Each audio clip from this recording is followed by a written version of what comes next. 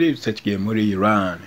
Muri Iran bakoze igerageza ry'umuzinga wundi babashije gukora nawo umaze nk'amezi 2 bawusoje witwa Iran Gazette.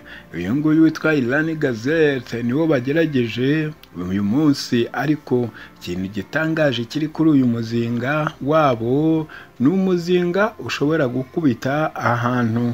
Reka nguhe yenda nk'urugero, kuko nabo rwose abanya-Iran barakabije ubugome no gushaka kumara imbaga y'abantu.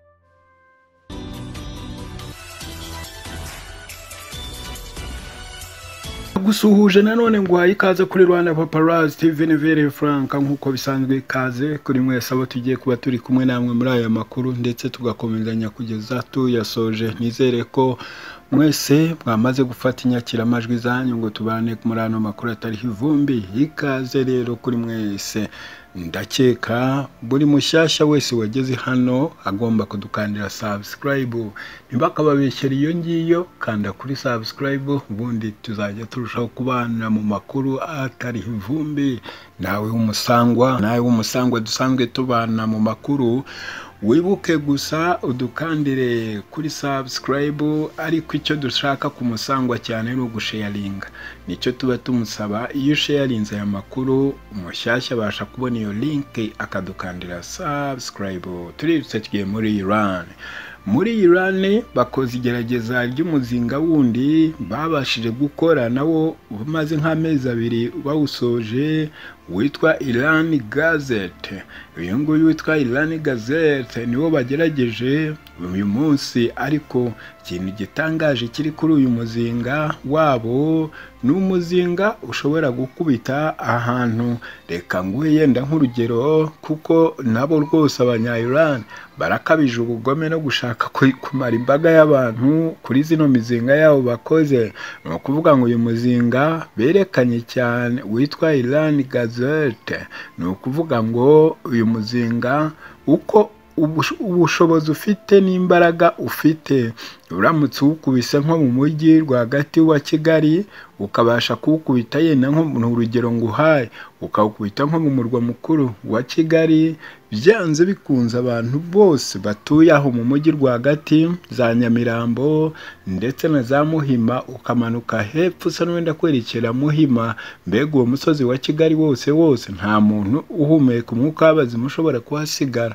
Urumva ko wo ukubita ahantu hanini cyane, bitandukanye n'izindi zishobora gukubita mbega nko mu ntara nk'eshatu.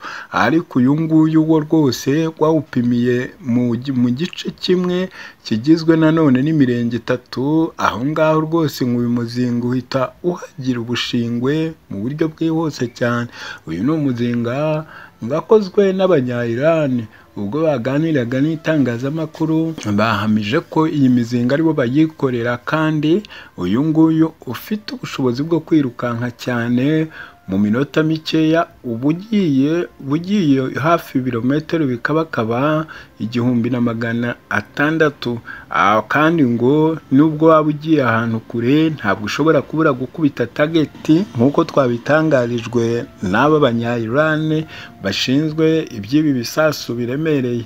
Bavuze ko bo ikintu bari gukora muri iyi myaka ni ukubaka igisirikare cyabo n'ibirwanisho byabo, kugira ngo babe ari byo bashiraho imbaraga cyane, kuko ngo baje kubona ibihugu bishobora kuba bidafite ibirwanisho cyangwa se ubudahangarwa bw'ingabo, babona ari byo bintu bibi cyane. Ariko ngo ubu ngubu ubwo bamaze kugenda bubaka igisirikare bakubaka n'ibirwanisho, ubu ngubu baba bahagaze neza babyizeye. ngo niyo mpamvu bakunda gukora buri mbunda yose bakoze baba bagomba kuyerekana, bakereka isi aho Iran igeze. Na ikintu gitangaje, ubundi Iran ntiyajyaga ikora imizinga ngo ivuge ngo muramutse muzanye amafaranga twawubagurira, ariko uyu nguyu ubwo rwose bawushize ku isoko, baravuga bati igihugu cyose cyumva kiyishaka kitubwire ko twe dufite myinshi, noneho ubundi dushobore kubaha birwarize. Abantu bahise batangira gukeka yuko ari abanya-Iran barimo baraha karibu Vladimir Putin kugira ngo azabashe atwareho iyi mizinga ayijyane mu gihugu cya Ukraine kujya guhana abaturage bayo n'abasirikare bayo.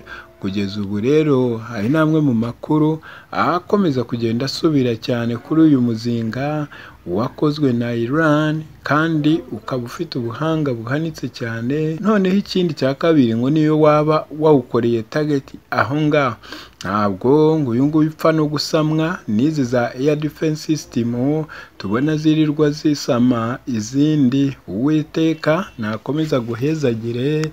Yewe ndahari gatanu kuri gatanu. Ne me demandez pas de justifier ces actions. Mais aujourd'hui, quand on voit Mouchi Kouabou à la tête de l'EIF, ça prêterait pas confusion, M. Mindé. Il faut demander ça au président Macron.